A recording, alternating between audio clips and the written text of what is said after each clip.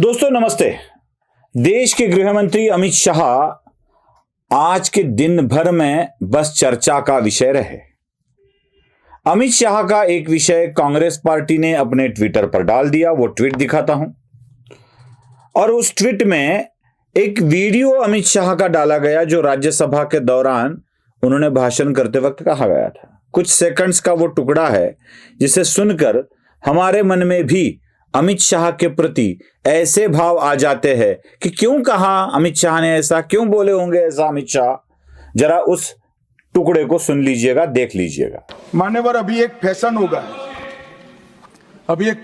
है आंबेडकर आंबेडकर आंबेडकर आंबेडकर आंबेडकर आंबेडकर। इतना नाम अगर भगवान का लेते तो 7 जन्मों तक स्वर्ग मिल जाता। अच्छी बात है ना। सुनिए तो। अब बार बार अंबेडकर जी का जिक्र कर कर भगवान से इतनी प्रार्थना की होती तो भगवान मिल जाते, स्वर्ग की प्राप्ति हो जाती। अगर ऐसा अमित शाह बोलते हैं तो गुस्सा आना स्वाभाविक है। ऐसा गुस्सा आया फिर कांग्रेसी नेताओं को। कांग्रेसी ट्वीट करता है, कांग्रेसी नेताओं को भी गुस्सा आता है और संसद के बाहर अंबेडकर जी की प्रतिमा लेकर आंदोलन शुरू हो जाता है। जरा उस आंदोलन के दृश्य देख लीजिए।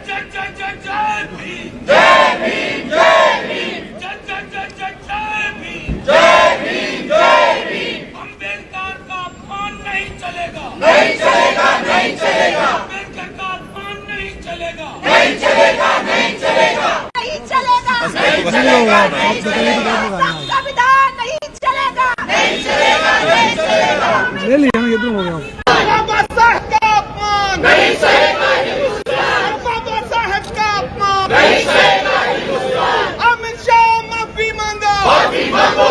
देखिए, इन आंदोलन के दृश्य के बाद मुझे अब आपको सच बताना है, क्योंकि आधा अधूरा सच देखकर लोगों को लगता है कि ऐसे होगा।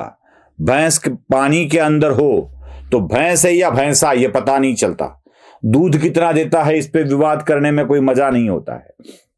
पता चलना चाहिए भैंस है कि भैंसा है।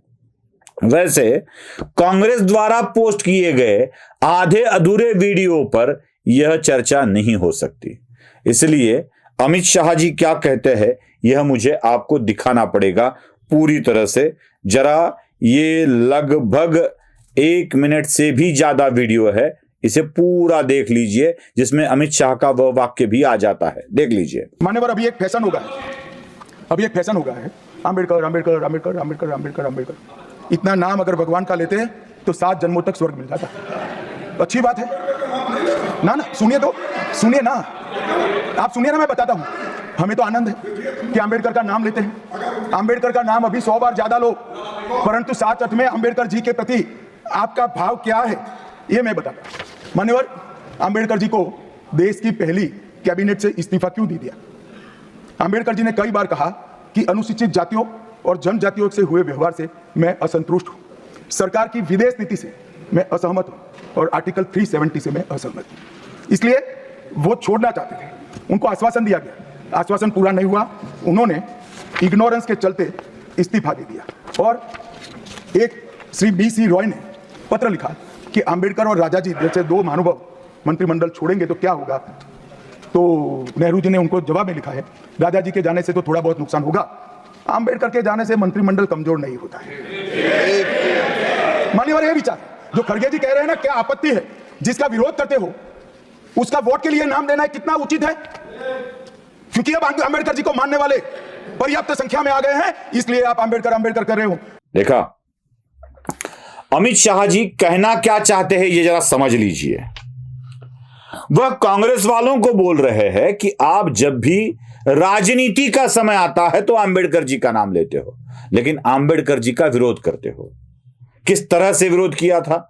नेहरू को तो लगा था कि अंबेडकर के जाने से कोई फर्क ही नहीं पड़ता है।